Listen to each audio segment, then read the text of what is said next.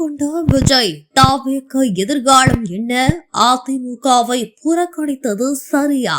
என்ன நடந்து கொண்டிருக்கிறது? வாங்க பார்க்கலாம். வாரந்தோறும் வித்தியாசமான பார்வை, நேர்மையான அலசல், சார்ந்திராத உறுதி, தெளிவான நடை, அரசியல் அடையாளம், வார இதழ். அதிமுக கூட விஜய் கூட்டணி வைப்பதற்கான வாய்ப்புகள் இருக்கிறதா? கடந்த ஒரு மாத காலமா விவாதங்கள் நடைபெற்று வந்த நிலையில அதற்கான வாய்ப்பு இல்லைன்னு அது ஆதாரமற்ற குற்றச்சாட்டுன்னு தமிழக வெற்றி கழக பொதுச் செயலாளர் இப்போது அறிக்கை வெளியிட்டிருக்கிறது. ஏன் இவ்வளவு தாமதமா முடிவு எடுத்து அறிவிச்சிருக்கிறது? ஏன்? கடந்த மாதம் 27ஆம் தேதி விக்கிரவாண்டியில நடைபெற்ற தாவேக மாநாட்டுல பேசின விஜய் திராவிட மாடல் ஆட்சியை மட்டுமே விமர்சிச்சு பேசியிருந்தாரு. ஆகவே பலரும் 2026 சட்டமன்ற தேர்தல்ல அதிமுகவோட விஜய் கூட்டணி அமைக்கலான்னு பேச தொடங்கினாங்க. விவாத களம் அதிமுகவுக்கும் விஜய்க்கு ஒரு மறைமுகமான கூட்டு இருப்பதாகவே சூடு பிடிச்சிட்டு.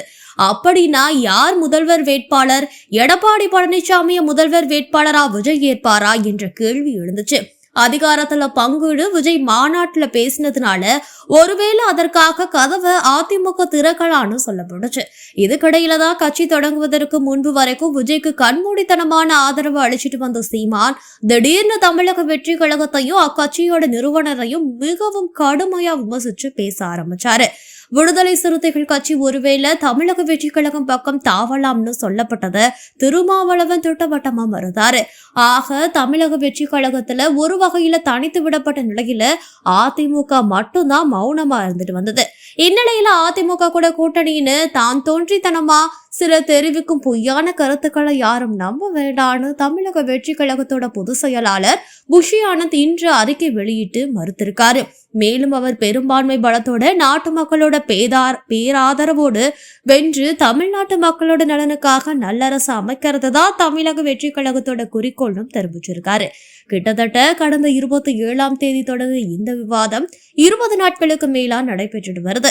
இத்தனை நாட்களா மிகப்பெரிய ஊடகங்கள்ல விவாதங்கள் நடத்தப்பட்டு வந்துச்சு. அதையெல்லாம் விஜய் கண்டு கொள்ளவே இல்லையா? இவ்வளவு தாமதமா ஒரு முடிவை எடுத்து அறிவிக்க வேண்டிய நிலை இப்போதான் வந்திருக்கான்னு பல சந்தேகங்கள் தற்போது மீண்டும் எழுந்திருக்கு.